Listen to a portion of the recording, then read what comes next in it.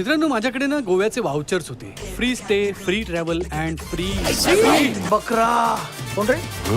Import मामा गोव्याला येतो काय?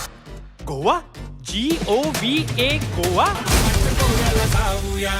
नमस्कार मित्रांनो, आज आपण रिव्ह्यू करणार आहोत नुकताच प्रदर्शित झालेल्या मामाच्या गोव्याला जाऊया या मराठी कॉमेडी चित्रपटाचा.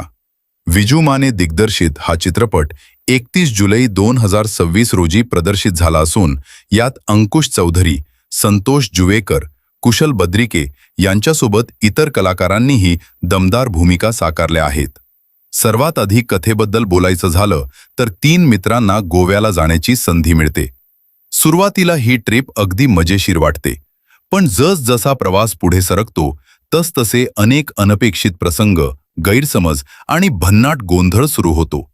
या गोंधळातून तयार होणाऱ्या विनोदी परिस्थिती हा चित्रपटाचा मुख्य आधार आहे. अभिनयाच्या बाबतीत अंकुश चौधरी नेहमीप्रमाणे सहज आणि कॉन्फिडंट वाटतो.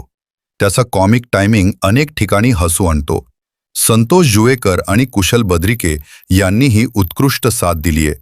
या तिघांची मैत्री आणि ऑनस्क्रीन केमिस्ट्री चित्रपटाला अधिक रंगतदार बनवते. दिग्दर्शक विजू माने यांनी चित्रपट हलका फुलका ठेवण्याचा प्रयत्न केलाय.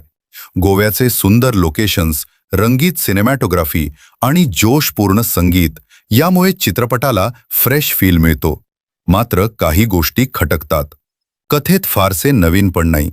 दुसऱ्या भागात म्हणजेच मध्यंतरानंतर काही प्रसंग अंदाज येण्यासारखे वाटतात आणि काही विनोद सर्वांनाच तितकेसे आवडतीलच असे नाही.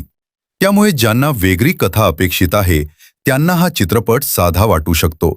पण जर तुम्ही मित्रमैत्रिणी किंवा कुटुंबासोबत फक्त मनमोकळं हसायचं आणि 2 तास निवांत मनोरंजन अनुभवायचं ठरवलं असेल तर मामाच्या गोव्याला जाऊया हा नक्कीच एक चांगला पर्याय आहे. मी या चित्रपटाला 3.5 स्टार्स देत आहे. एकंदरीत दमदार कलाकार, भन्नाट कॉमेडी आणि मैत्रीचा हलका फुलका प्रवास अनुभवायचा असेल तर हा चित्रपट एकदा नक्की पाहू शकता. तुम्ही हा चित्रपट पाहिलाय का? तुम्हाला कसा वाटला? तुमचं मत कमेंटमध्ये नक्की सांगा. अशाच मराठी चित्रपट रिव्ह्यूसाठी मराठी प्रेमीला सबस्क्राईब करायला विसरू नका.